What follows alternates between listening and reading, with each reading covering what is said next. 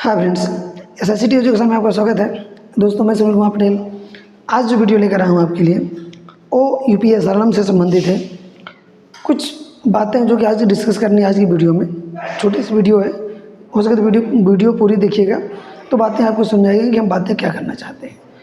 जो यूपीएस आलम है, जैसे कि आप जानते हैं, उसमें जो कैडर हैं, जितने भी कैडर हैं, चाहे बैंक सखी हो, समूह सखी हो, या आजीविका सखी हो, या कोई भी कैडर हो, क्या उन कैडर्स का जो मानदेय है उस पर हम बात करने वाले हैं कि क्या इन सभी कैडर्स का मानदेय सही तरीके से और समय पर मिल पा रहा है। सबसे बड़ी बात यहाँ पर यही करनी है कि क्या इन कैडर्स का मानदेय सही समय पर मिल पा रहा है। अगर नहीं मिल पा रहा है तो क्यों नहीं मिल पा रहा है। जैसे कि आप जानते हैं, समूह को चलाने के लिए हर ग्राम पंचायत में एक समूह सखी रखी जाती है। किसी किसी ग्राम पंचायत में जहाँ पर ज़्यादा समूह हैं, 10 से अधिक समूह है, 12-13 से ज़्यादा समूह हैं, वहाँ पर 2-2 समूह सखियाँ रखी हुई हैं।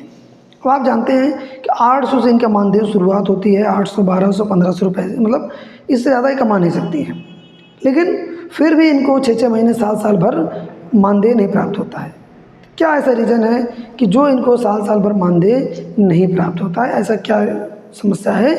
तो इसी पर हम बात करने वाले हैं। जैसे कि आप जानते हैं, समूह सखियों को हर बार समूह सखियों की शिकायत होती है कि लगभग 6 महीने से कम का तो मानदेय ऐसा होता ही नहीं कि जब 6 महीने से कम उनका मानदेय रुका हुआ हो।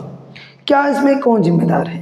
समूह सखियाँ कहती हैं कि सर, चूँकि इतने कम मानदेय में हमारा घर भी नहीं चल पाता, और बैंक सखियाँ कहती हैं कि सर, इतने कम में हमारा भी खर्च नहीं चल पाता। तो कहीं ना कहीं क्या इसका मिशन मुख्यालय से इनका मानदेय रोका जाता है, या जो जिस ज़िले की ये हैं उस ज़िले से इनका मानदेय रोका जाता है? फिलहाल अगर हम आपको बताएं तो ज़िले वालों का ये कहना होता है कि चूँकि पत्रावलियाँ समय से तैयार नहीं होती, जमा नहीं होती, इसलिए भी ये मानदेय रुक जाते हैं। लेकिन यूपीएस आलम का ये कहना होता है कि ज़िले से रिक्वेस्ट समय पर नहीं भेजी जाती, इसलिए मानदेय यहाँ से रिलीज़ नहीं हो पाता। तो कहीं ना कहीं इन दोनों चीज़ों पर गौर करने की ज़रूरत है कि क्या समय अनुसार पत्रावलियाँ जमा हो पा रही हैं।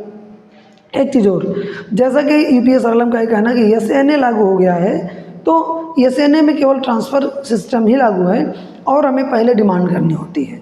यानी ऐसा नहीं कि पहले हम पत्रावलियाँ भेज दें फिर पैसा आ जाएगा। यानी पहले हमको डिमांड करनी होगी कि हाँ, हमको इतना पैसा चाहिए जो है, तब उतना पैसा यूपीएस आलम आपको देगा।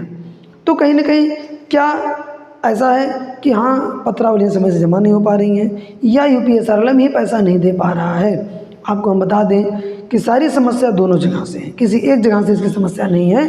अगर इनका मानदेय हर महीने दिया जाए तो ये हर महीने भी अपनी पत्रावलियाँ हैं वह समय अनुसार भी जमा करेंगे। ऐसा नहीं है कि नहीं जमा करेंगे, लेकिन कहीं ना कहीं इनका मानदेय हर महीने ना दे करके इतने दिनों तक फंसाया गया रहता है, और इसलिए इन कैडर्स का मनोबल टूटता है और ये कैडर्स भी उस तरीके से काम नहीं कर पाती जिस तरीके से इनको काम करना चाहिए। तो क्या अब इस समस्या का कोई समाधान है? समाधान बिल्कुल है। ये समाधान एक लोग नहीं बल्कि पूरी सरकारी मशीनरी मिलकर कर सकती है। जैसे कि आप जानते हैं, बीएमएम का इसमें बहुत बड़ा रोल नहीं है। उनको केवल पत्रावलियाँ बना करके समय अनुसार केवल ज़िले पर सबमिट करना होता है, यूसी देना होता है, यूटिलाइजेशन सर्टिफिकेट, कि हाँ, जितना पैसा पिछली बार दिया गया था वो पूरा उपभोग हो गया है।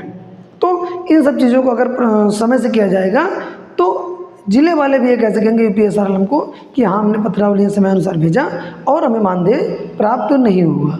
लेकिन अगर पत्रावलियाँ समय अनुसार नहीं भेजी जाती हैं तब शायद मानदेय समय अनुसार नहीं मिलेगा। आपको बता दें कि बहुत ढेर सारी जगहों पर अब तो इतना लंबा चेकलिस्ट लगा दिया गया है कि सीडीओ से लेकर डीसी से लेकर पता नहीं किसकी साइन करवाते हैं, जो है कि ऐसा लग रहा है 800 रुपये नहीं 8 लाख रुपए दे रहे हों।